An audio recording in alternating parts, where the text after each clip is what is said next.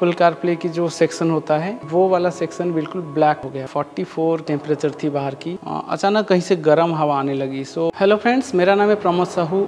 आज इस वीडियो में आप लोगों के साथ मेरी एक 1700 किलोमीटर की रोड ट्रिप जो मैं नोएडा से मेरे होम टाउन कटक उड़ीसा तक कवर किया था इस टाइगुन से, उसकी एक्सपीरियंस शेयर करने वाला हूँ। वैसे अप एंड डाउन और वहाँ का कुछ ड्राइव को अगर जोड़ देंगे तो टोटल 4000 किलोमीटर के आसपास होगी। पिछले 2 साल में कार के साथ जैसा मेरा एक्सपीरियंस रहा, उससे हटके और कुछ एक्स्ट्रा एक्सपीरियंस मुझे मिला इस ट्रिप के दौरान। वही सब एक्सपीरियंस मैं आपसे शेयर करने वाला हूँ, जिसमें कवर होगी कार की परफॉर्मेंस, हाई स्पीड स्टेबिलिटी और कुछ इश्यूज जो कि मुझे पिछले 2 साल से नहीं मिली थी आज तक, लेकिन इस ट्रिप के दौरान फेस हुई थी और काफ़ी प्रॉब्लम भी मुझे फेस करना पड़ा था। मेरा जो ट्रिप थी वो जून के मंथ में थी और उस टाइम शायद टेम्परेचर 44 to 45 डिग्री सेल्सियस थी। तो उस टाइम एसी का परफॉर्मेंस कैसा रहा वो भी मैं शेयर करने वाला हूँ। इसके अलावा मैं आपसे ये शेयर करने वाला हूँ कि कार की जो हाईवे की माइलेज है वो एक्चुअल में कितना रहती है। आप जो फेसबुक और बाकी सारे जगह स्क्रीनशॉट वगैरह देखते हैं, लोग शेयर करते हैं 25 to 30 किलोमीटर तक एवरेज देती है, उसका रियलिटी क्या है वो भी मैं शेयर करने वाला हूँ। और आपकी कार की माइलेज बढ़ाने के लिए कुछ बोनस टिप्स भी मैं वीडियो के एंड में शेयर करूँगा। सो बेसिकली वीडियो में 2 पार्ट्स रहेंगे। फर्स्ट पार्ट में मैं ये कवर करूँगा इनकेस आप कोई हाईवे ड्राइव की प्लान कर रहे हैं तो आपको किस हिसाब से प्रिपरेशन करना है, और सेकंड पार्ट में मैं कवर करूंगा बाकी जो इश्यूज, एक्सपीरियंस, माइलेज, ये सब चीज़ों के बारे में। सो बेसिकली मेरी जो ड्राइव थी वो 1700 किलोमीटर की थी, लेकिन फर्स्ट 800 किलोमीटर जो है वो मैं वाराणसी तक कवर किया था 11 आवर्स में। सेकेंड डे 430 किलोमीटर मैं रांची तक कवर किया था वाराणसी से, और थर्ड डे जो है उसमें 470 किलोमीटर कवर किया था रांची से कटक तक। ये मेरा फर्स्ट लॉन्ग ट्रिप थी इतना डिस्टेंस का, जो कि 2 दिन में कवर हो सकता था। नाइट आवर में ड्राइविंग अवॉइड करके इसको 3 दिन में कवर किया। सो लॉन्ग ट्रिप से पहले मैं रिकमेंड करूँगा आप कार को ऑथराइज सर्विस सेंटर से एक बार इंस्पेक्शन करवा लें, और इनकेस आपका इंजन ऑयल सफिशेंट है फिर भी 1 लीटर वाले एक इंजन ऑयल अपने पास रख लीजिए। 650 रुपीज़ के आसपास आएगी। इनकेस आप भूल जाते हैं या फिर इंजन ऑयल नहीं ले पाते साथ में और इंजन ऑयल टॉपअप की अगर वार्निंग आ जाती है तो आप सेम स्पेसिफिकेशन का दूसरे ब्रांड जैसे कैस्ट्रल हो गया, मोटल हो गया, इस टाइप के ब्रांड का भी आप किसी पेट्रोल पंप से लेके टॉपअप भी करा सकते हैं। चारों जो टायर है उसमें आप नाइट्रोजन भर लेंगे तो आपको लॉन्ग टर्म में वो काफ़ी हेल्पफुल रहेगा, क्योंकि नाइट्रोजन से क्या होता है, फर्स्ट थिंग आपका एयर जो लॉस है वो काफ़ी लेट होती है, और सेकंड थिंग हीट के वजह से जो एयर जो एक्सपेंड हो जाती है नाइट्रोजन का काफ़ी कम होती है। कंपनी वाले जो रिकमेंड करते हैं फुल लोडेड कार में आपको फ्रंट वाली टायर में 38 और रियर वाली टायर में 46 PSI की प्रेशर, आप उससे कम भी जा सकते हैं, वो काफ़ी कंफर्टेबल भी रहता है। मैं जाने से पहले चारों टायर में 36 PSI का प्रेशर भरा था नाइट्रोजन की। टायर इन्फ्लेटर आप ज़रूर अपनी गाड़ी में रखिए, साथ में 1-2 वाल्व रखिए जिसकी प्राइस आपको 75 रुपीज़ के आसपास होगी। आपको ऑथराइज सर्विस सेंटर से भी मिल जाती है, वो बहुत यूजफुल रहती है आपको लॉन्ग ट्रिप पे, क्योंकि कभी कभार क्या होता है इनकेस आपको वाल्व की ज़रूरत पड़ती है, कई सारे छोटे मोटे जो पंचर रिपेयरिंग शॉप होती है वो वाल्व तो लगा लेंगे लेकिन उनके पास अवेलेबल नहीं होती, या फिर वो लो क्वालिटी का वाल्व के लिए वो काफ़ी हाई चार्ज करते हैं। और एक चीज़ जो हम लोग अक्सर इग्नोर कर लेते हैं वो है स्पेयर टायर का प्रेशर। उसमें जो कंपनी रिकमेंड करती है जैसे 46 PSI का प्रेशर भरना चाहिए, उसमें हमेशा ध्यान रखिए कि 46 का ही प्रेशर आप भरें। समर के टाइम अगर आप ट्रैवल करते हैं तो ऑब्वियसली आप कार की सन ब्लाइंड जो है वो साथ में लेके चलिए। एक नेक सपोर्ट पिलो और सनग्लासेस और कुशन, ये चीज़ अगर आपको कंफर्ट के हिसाब से आपको अगर चाहिए वो भी आप साथ में ले जा सकते हैं। एप्पल कारप्ले या फिर एंड्रॉइड ऑटो अगर यूज़ करते हैं तो वायरलेस यूज़ ना करके वायर्ड वाला यूज़ करेंगे तो आपको प्रॉब्लम बिल्कुल फेस नहीं होगी, कनेक्शन वाली प्रॉब्लम। और मोबाइल में ऑप्शन होती है कि आपको वायर्ड कनेक्ट करना है या फिर वायरलेस। वायर्ड करेंगे तो आपको ब्लूटूथ और वाईफाई ऑन करना नहीं पड़ेगा, और आपकी जो वायरलेस कनेक्टिविटी जो फेल हो जाती है कई सारे, वो प्रॉब्लम आपको फेस नहीं करना पड़ेगा। और उससे आपकी मोबाइल ओवर चार्ज हो जाएगी ऐसा भी नहीं है, क्योंकि आजकल के जो मॉडर्न मोबाइल फ़ोन है वो 85% फुल चार्ज होने के बाद वो चार्जिंग स्टॉप हो जाती है। अगर आप डैश कैम इंस्टॉल कर रखें अपनी कार में तो अच्छे से चेक कर लीजिए कि अगर डुअल चैनल के केस में फ्रंट और रियर दोनों वर्किंग कंडीशन में है कि नहीं है, क्योंकि ये वो चीज़ है जब आपको ज़रूरत पड़ती है उस टाइम अगर आपको पता चलेगा कि वर्किंग कंडीशन में नहीं है फिर आपका डैश कैम होने का कोई फ़ायदा नहीं रहता। इनकेस आप कंप्लीट ट्रिप का वीडियो अपने पास रखना चाहते हो या फिर बनाना चाहते हो तो मेरा जो डैश कैम है वो डुअल चैनल 4K वाला है, तो उसमें 6 आवर की मैक्सिमम रिकॉर्डिंग रहती है मेमोरी कार्ड में, 128 GB के एक मेमोरी कार्ड में। उस स्टोरेज को मैं मैक्सिमम यूज़ करने के लिए वो सेटिंग में मैंने 4K को चेंज करके फुल HD कर दिया, सो दैट कि मेरा 6 घंटे के बदले 12 या 15 घंटे की रिकॉर्डिंग रह पाए। और मैंने एक्स्ट्रा एक मेमोरी कार्ड भी अपने पास रख लिया था, इन केस डैमेज हो जाता है या फिर मेरे को टाइम नहीं मिलता मेमोरी कार्ड से ट्रांसफ़र करने के लिए डाटा लैपटॉप में, इन दैट केस मैं उस मेमोरी कार्ड को भी यूज़ कर सकता हूँ। इंश्योर कर लीजिएगा कि आपकी जो कार की फास्टैग है वो उसमें सफिशिएंट बैलेंस हो, नहीं तो उसको पहले से रिचार्ज कर लीजिएगा कि आपकी कार की जो RC, ड्राइविंग लाइसेंस, PUC, ये इन सब की हार्ड कॉपी आप अपने पास रखिए। आजकल जितना भी डिजिटल हो गया है उसके बावजूद भी नेटवर्क के वजह से या फिर और कुछ कारण अगर आप जहाँ पे चाहिए आपको अगर सही टाइम पे आप प्रेजेंट नहीं कर पाए, आपका टाइम काफ़ी ख़राब होगा। साथ में 320 GB के एक्सटर्नल हार्ड ड्राइव मैंने ले गया था जिसमें हाई डेफिनेशन की सॉन्ग्स, ऑडियो सॉन्ग्स थे, जिससे डिपेंडेंसी नहीं पड़ी जो गाना, स्पॉटिफाई, इन सब ऐप्स के ऊपर। उससे क्या होता है, एक तो आपका मोबाइल डाटा काफ़ी कंज्यूम होता है, सेकंड थिंग उनका जो रिकमेंडेशन मुझे पर्सनली पसंद नहीं। और कभी कभी किसी जगह पे नेटवर्क अगर इनकेस फेल हो जाए वहाँ पे भी आपको इंटरप्शन नहीं होगी सॉन्ग सुनने में। और ट्रिप स्टार्ट करने से पहले आप ध्यान से अपनी कार की जो लॉन्ग टर्म और सिम स्टार्ट, ये दोनों जो ट्रिप मीटर है इन दोनों को रीसेट कर लीजिएगा।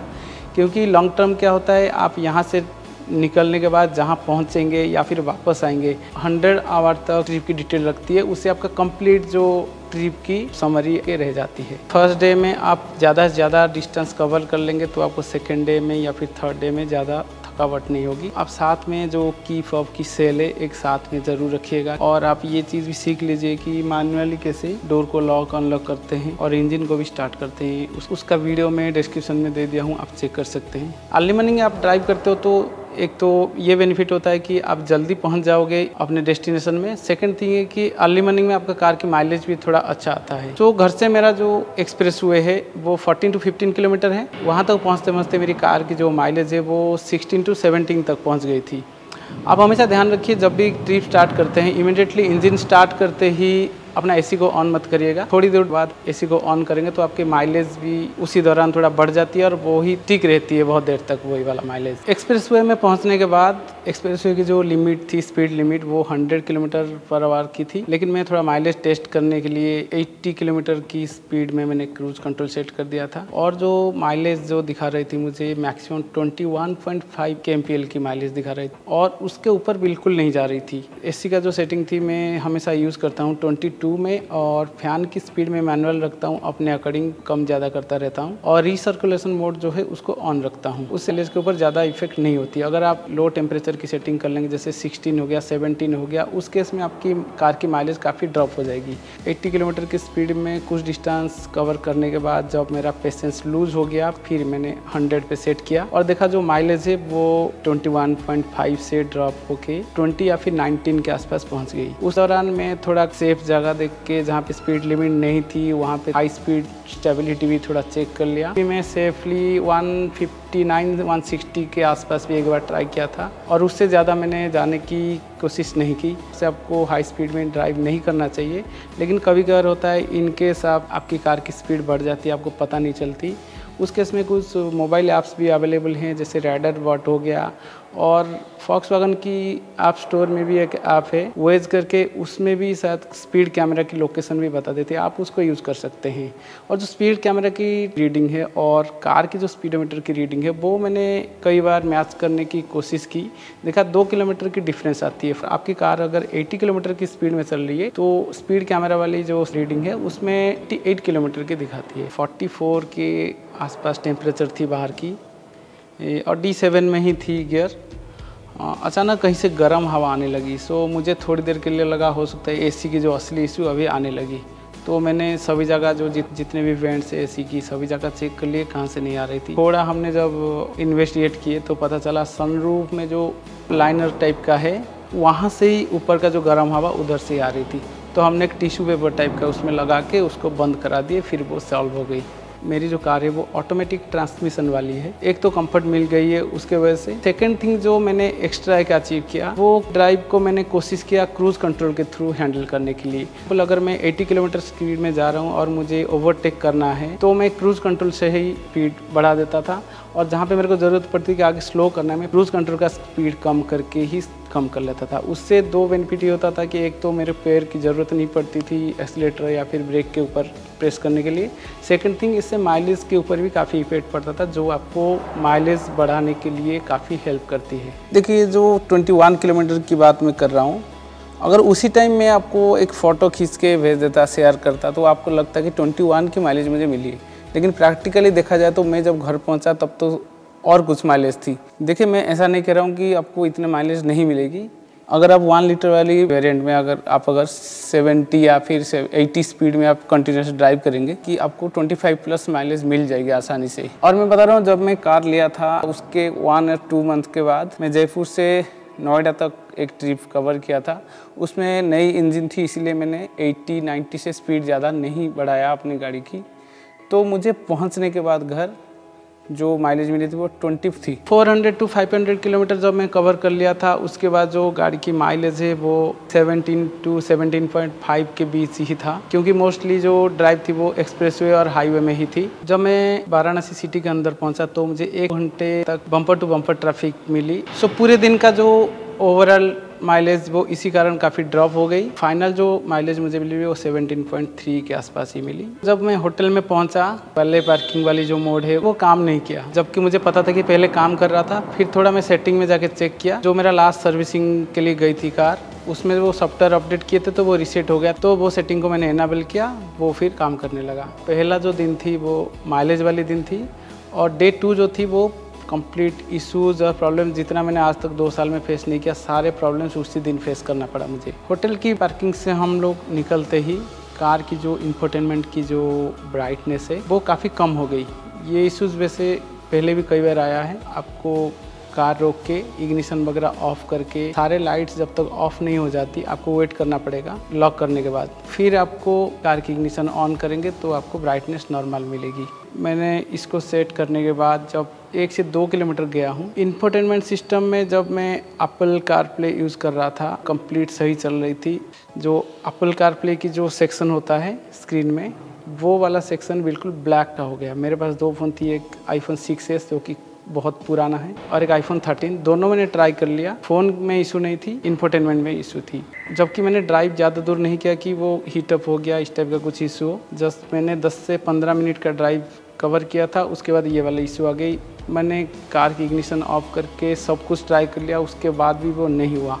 फिर मेरे को ज़रूरत पड़ी ये मोबाइल होल्डर की। ये मोबाइल होल्डर को मैंने विंडशील्ड में लगा के कुछ दूर मैंने ट्रैवल किया हूँ। उसमें ये इशू आ गई कि विंडशील्ड से जो सनलाइट गिर रही थी मोबाइल के ऊपर, मोबाइल बहुत हीटअप हो गई, क्योंकि उसका मोबाइल स्क्रीन में जो मैप का डिस्प्ले ऑन रहती थी कंटिन्यूसली, उस कारण मोबाइल हीटअप हो गई और वो ओवरहीट की वार्निंग भी देने लगा, तो वो मोबाइल ऑफ हो गई। दूसरा मोबाइल को मैंने फिर यूज़ किया, लेकिन वहाँ पे मैंने लगाया नहीं, वो भी ओवरहीट हो जाती। फिर मेरे को क्या करना पड़ा, जो स्पीडोमीटर है उसके जगह रख के मैप को देखना पड़ा। आधे से 1 घंटा ट्रैवल करने के बाद वो अपने आप वो फिक्स हो गया। तो बिहार के ट्रैवल किया था, बहुत सारे ट्रक्स थे और ट्रैफिक भी काफ़ी थी। रॉन्ग साइड से भी कई सारी गाड़ियाँ आती थी, और वहाँ पर मुझे सही में लगा कि वो 2000 रुपीज़ जो इन्वेस्ट करके मैंने हॉर्न चेंज कराया था वो फुली यूटिलाइज हुई। नहीं तो जो स्टॉक वाली हॉर्न है उसको तो कोई सुनता ही नहीं। वहाँ पे एक जगह तो ऐसे ट्रैफिक हो गई थी कि गाड़ी बिल्कुल आगे जा ही नहीं रही थी। तो बहुत सारी गाड़ियाँ क्या होते थे, एक सर्विस लेन है उधर से क्रॉस करके आगे चले जाते थे। मैंने वो सर्विस लेन में जाने के लिए जब कार रिवर्स करने लगा तो मैंने नोटिस किया कि मेरा जो एप्पल कारप्ले की जो स्क्रीन ब्लैक हो गई थी, उसके साथ साथ ये जो रिवर्स कैमरा की जो स्क्रीन आती है,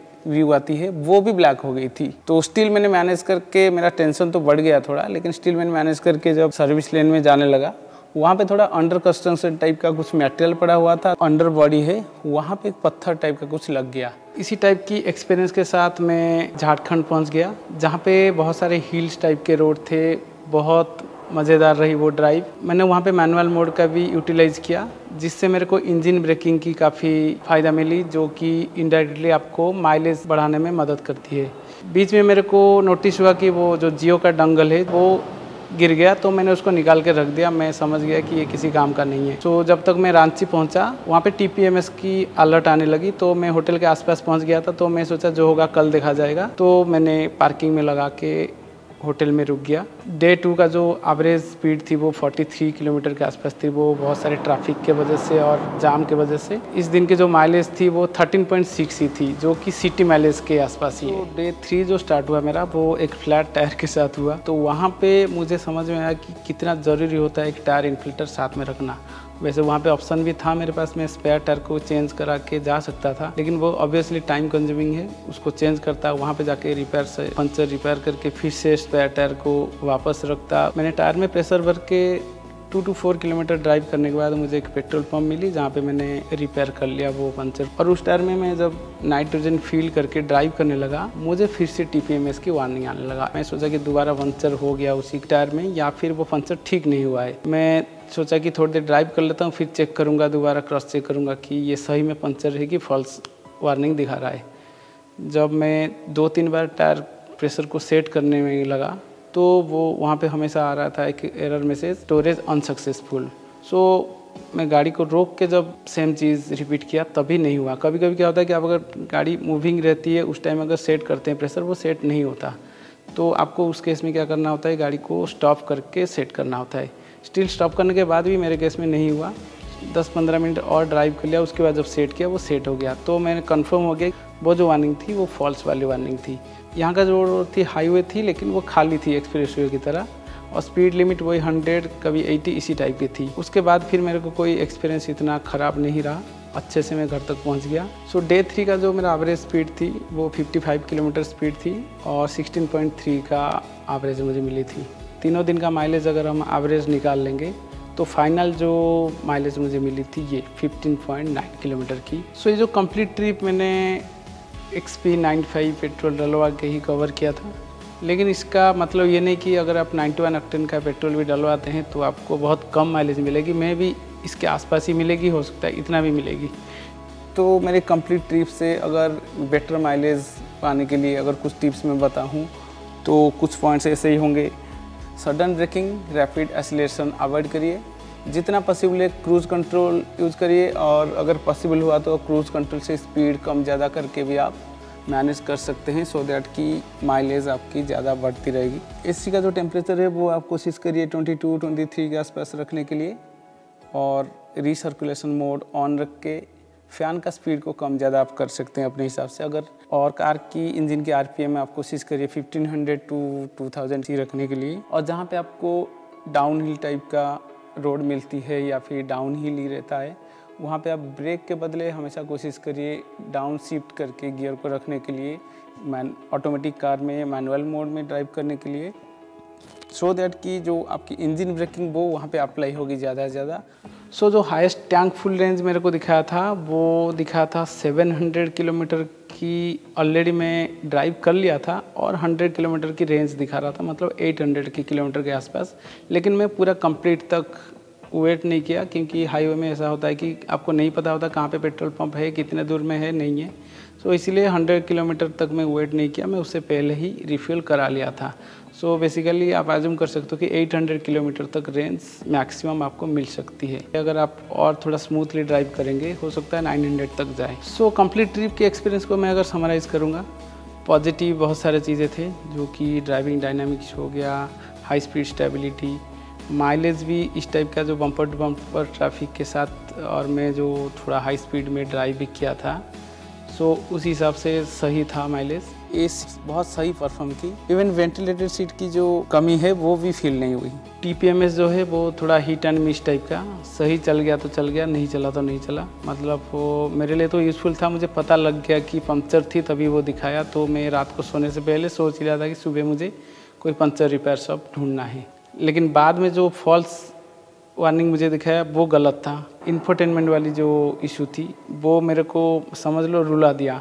लेकिन इन 2-3 चीज़ों को जो कि फीचर रिलेटेड है, इसको अगर हम इग्नोर कर लेंगे, ट्रिप काफ़ी अच्छी थी। पूरे ट्रिप में मुझे कहीं रैटलिंग नॉइज़ का इशू नहीं फेस हुई। आई होप कि आप लोगों को ये वीडियो यूज़फुल लगी। इस टाइप का और वीडियो चाहिए तो वीडियो को लाइक कर दीजिए और चैनल को सब्सक्राइब कर दीजिए। फिर मिलते हैं और एक वीडियो के साथ। Thanks for watching.